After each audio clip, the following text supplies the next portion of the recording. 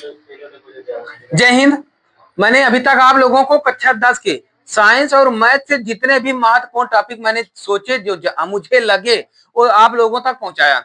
अब कुछ एक बार फिर से जो हमारे दिमाग में कुछ प्रश्न चले कि मैथ का ये प्रश्न तो एक बार देखना चाहिए, इस तरह का जो बन जाए तो हम देखते हैं उसको संबंधित। जैसे पहले अध्याय का परिमेय संख्या संबंधित, यानी क्या कह रहा है, क्या under root 5 plus under root 7 और दूसरे ब्रैकेट में under root 5 minus under root 7 एक परिमेय संख्या है ना। पहले तो एक बात जान लो फिर से, परिमेय संख्या होती कौन है ना। परिमेय संख्या वो होती है जिसको हम दिमाग में ये बात रहे, परिमेय संख्या वो होती है जिसको हम भिन्न के रूप में यानी पी बटे क्यू के रूप में लिख पाए, है ना। कहीं कहीं पी बटे क्यू लिखा जाता है, कहीं ए बटे बी लिखा जाता है, कोई इसकी दिक्कत की बात नहीं है। जो तुम्हें कहने का मतलब है जिस संख्या को हम भिन्न के रूप में लिख दें, क्यों कैसे लिख दें, कहने का मतलब है जैसे देखो, जैसे जैसे 0 है, 1 2 3 4 5 6 7 8 9, तो ये क्या भिन्न के रूप में कर सकते हैं? क्यों कर सकते हैं? कर सकते हैं, बटे 1 कर दो, बटे 1 कर दो, सबका बटे 1। कहने का मतलब है कि इसको उसी संख्या से भाग देना और वही प्राप्त हो जाए तो समझ लो कर सकते हो, ना प्राप्त हो तो नहीं कर सकते। जैसे अब जैसे एक को भाग दोगे, एक को भाग दोगे, एक को भाग दोगे 0 से, तो 0 इकन्नम 0, तो एक का 0 टाइम लेकर जाओगे तो 0 आ जाएगी ना, ये तो कट गई, है ना। अब एक को एक बार लेकर जाओगे, 1 1 1 जा 1, है ना, 1 1 जा 1, है ना। अब इसी तरह 2 को 1 लेकर जाओगे, 2 और 2 1 जा 2, है ना। अरे सॉरी, हम इसको गलत कर दिए, यहाँ यहाँ 1 है, यहाँ 2 है, तो 2 1 जा 2, है ना। बड़े आराम से, कोई दिक्कत की बात है ना, आराम से कर सकते हो ना इस बात को, है ना। तो 2 1 जा 2, तो देखो 2 1 2 जा 2 यार, 1 2 जा 2, है ना। दिमाग, अरे बहुत परेशान ना करो यार, अरे हो गई 1 1 जा 1, वेरी वेरी मोस्ट इम्पोर्टेंट है, इसको हो गई यार, तुम बड़ी परेशान हो करते हो, है ना। अब इसी तरह 1 का 3 में, तो 1 3 जा 3, कहने का मतलब यही हमें प्राप्त होता चला जाएगा ना, है ना। लेकिन अभी यहाँ पर बात आ गई, ये तो चलो कर दिए, अब अंडर रूट 2 है, अंडर रूट 2 है, इसको 1 से भाग कर सकते हैं? कोई कोई संख्या नहीं बनी है जिसमें हम इसको लाकर हम कोई कर दें। No any number exist here, no any number, any number है नहीं है ना। There is no exist any number, है ना, नो एनी नंबर है has founding to subtract or नहीं डिवाइड इन दिस, हाँ वही, you know better that I very very very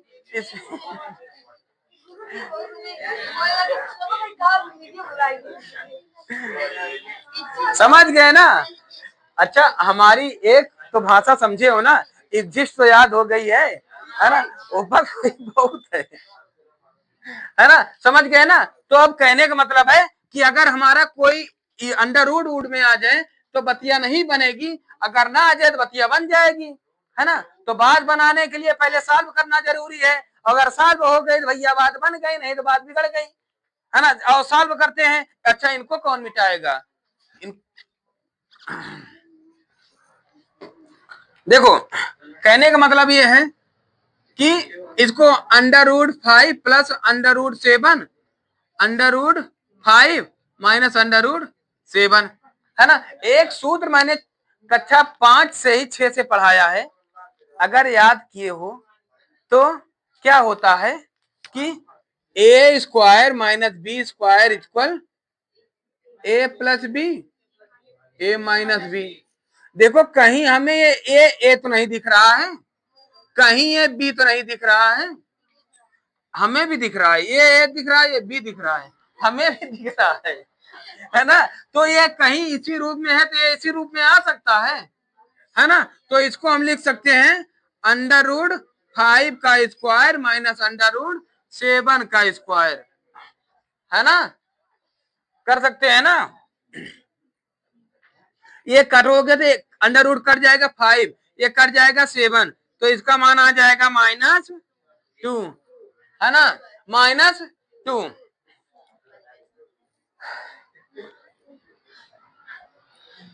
ठीक है ना।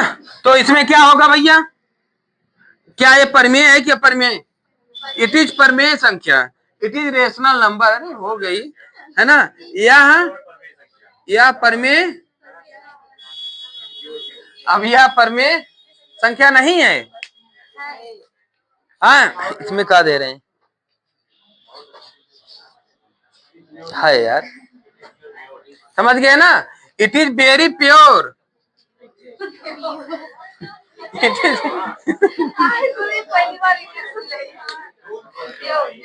ओके। अब अगला देखते हैं, ये कह रहा है कि दिखाइए कि 5 माइनस अंडर रूट 3 एक अपरिमेय संख्या है ना। ये जान लो, यही दोनों सवाल पहले चैप्टर की जान है ना। अंडर रूट 3 अंडर रूट 5 जब आ जाती है ना, तो यहाँ पर बड़ी दिक्कतें होती हैं कि करें क्या। देखो, कुछ नहीं करना है, दूर नहीं जाना है, कुछ नहीं सोचना है, बस इसे लगा के आना है ना। कैसे मान लेते हैं ये मान लिए, मानने में क्या जाता है, मैथ है, मैथ में आके मानेंगे भाई। 5 minus under root 3 equal P by Q क्या है, एक परिमेय संख्या है। मान लेते हैं भैया, मानने में क्या जाता है, हाँ मान लिया जाए, है ना। अब एक काम किया जाए, ये अंडर रूट 3 ये माइनस में है, इसको उधर ले आओ, इसको इधर लाओ, है ना। तो एक काम करो, इसको उधर ले जाओ, इसको इधर, 5 माइनस पी बटे क्यू इक्वल अंडर रूट 3, है ना। अब क्योंकि यहीं पर देखो, क्योंकि पी बटे क्यों, अब इसका गुणांक जो भी होगा, ये तो शून्य तो होगा नहीं, है ना। अब तो शून्य इसका हो नहीं पाएगा, तो यहाँ तो यहाँ तो यहाँ Q does not equal to 0 होगा, है ना।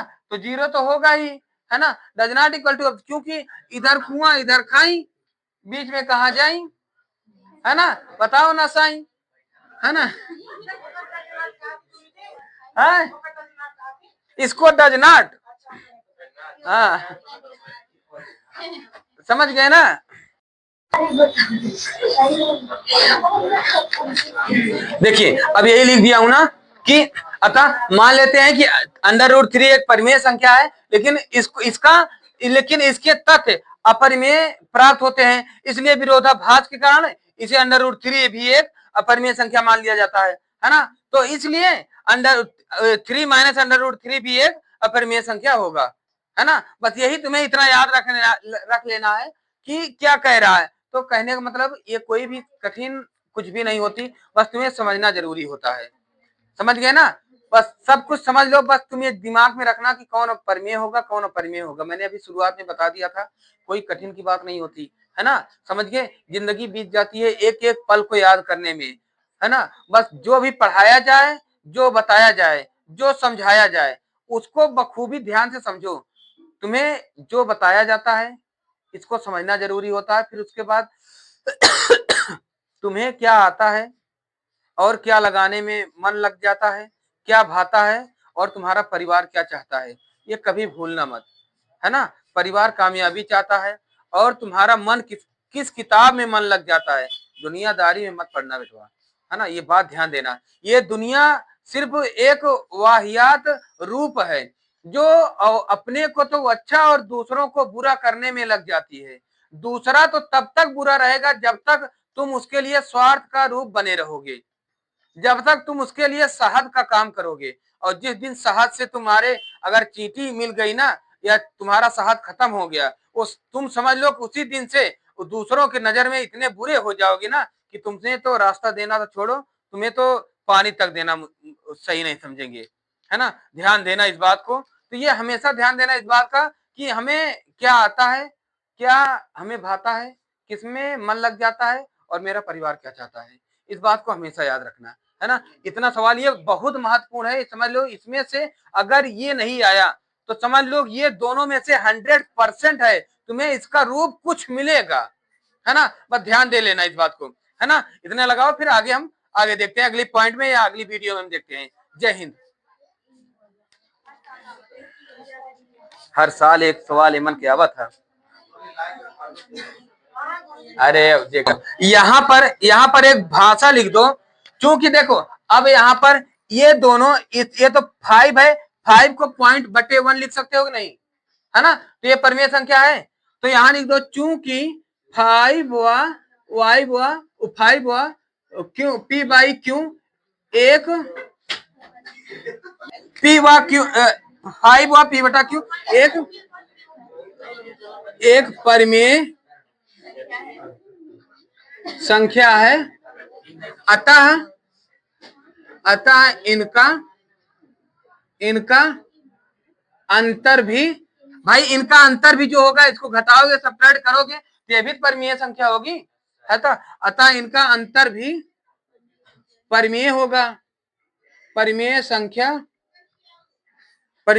होगा, है ना। लेकिन दूसरी तरफ तो हमारा √3 है ना, है ना। ये तो √3 अपरिमेय संख्या है ना। √3 अपरिमेय संख्या है, तो अब विरोधाभास के कारण भैया ये भी तो हो जाएगी ना, है ना। अतः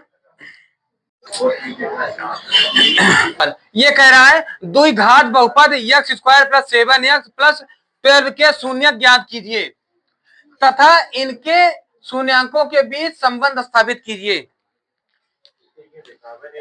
देखा काला होते ही मार दे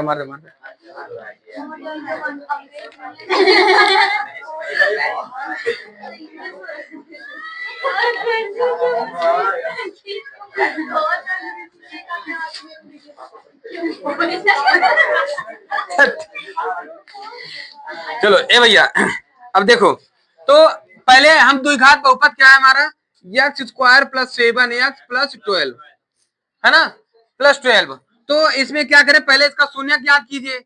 तो पहले x² प्लस ये x को पहले लिखो, 7 के स्थान पर ब्रैकेट +12 इक्वल शून्य लिख दो ना, क्योंकि मैंने पहले बताया था f(x) इक्वल शून्य होता है। तो ये हमारा मान f(x) का दिया है ना। मान लेते हैं कि माना f(x) बराबर इतना दिया हुआ है ना, जिसका मान बराबर शून्य होता है, ठीक है ना।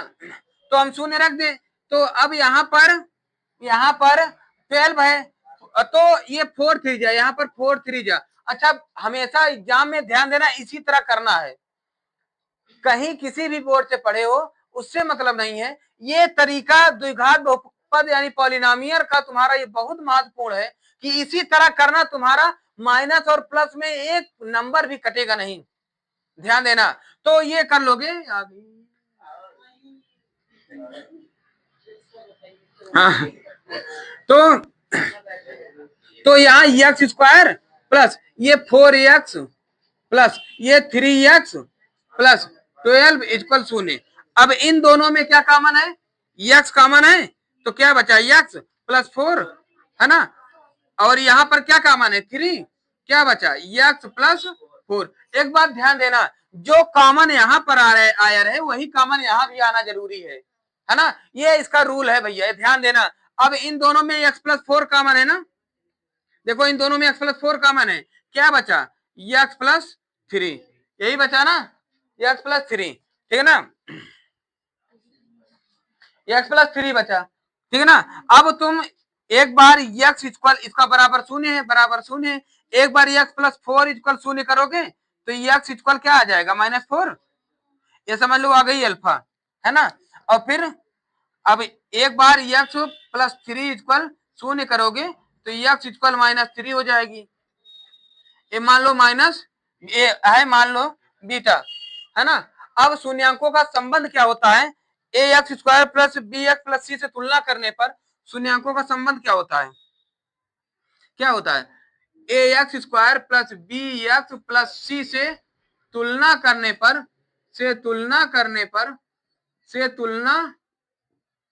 पर क्या आ जाएगा, देखो अल्फा + बीटा, शून्यांकों का योग अल्फा + बीटा होती है ना भैया, अल्फा प्लस बीटा शून्यांकों का योग ना, तो यहां लिख दे शून्यांकों का योग, लिख दे भैया, नहीं तुम शून्यांकों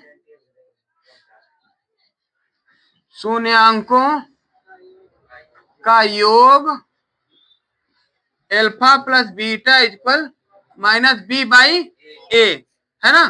तो यहां पर बी का मान, इससे देखो यहां से निकालते हैं बी का मान। देखो हमारा सूत्र क्या है, x square plus 7x plus 12, ये है ना। तो देखो ए के स्थान पर 1 है ना, और बी के स्थान पर 7, सी के स्थान पर 12, है ना। तो अल्फा का मान तुम्हारा क्या आ गया है, -4, ये प्लस, इसको ब्रैकेट में कर दो। और बीटा का मान क्या है, -3 इक्वल माइनस बी का मान क्या है, बी के स्थान पे 7 है, 7 ए का स्थान पर 1, है ना। अब ये माइनस माइनस प्लस हो जाएगी ना, है ना।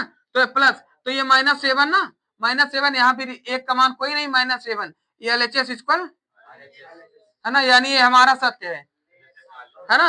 अब फिर शून्यांकों का योग हो गया, अब शून्यांकों का गुणन, शून्यांकों का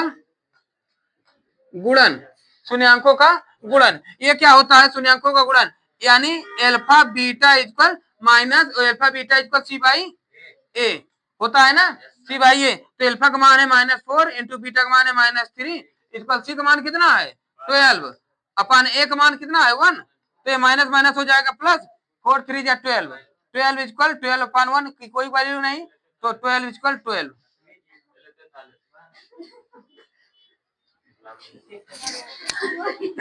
क्लियर है ना, इतनी बात है ना, समझ गए। तो देखो कोई कठिन नहीं है ना, इसको कई बार लगा भी चुके हो, जल्दी से इसको लगा लो, इस तरह कुछ तुम्हें सवाल बोर्ड एग्जाम में मिलने वाला है, जल्दी से इसका स्क्रीनशॉट ले लो, फिर हम आगे बताएं।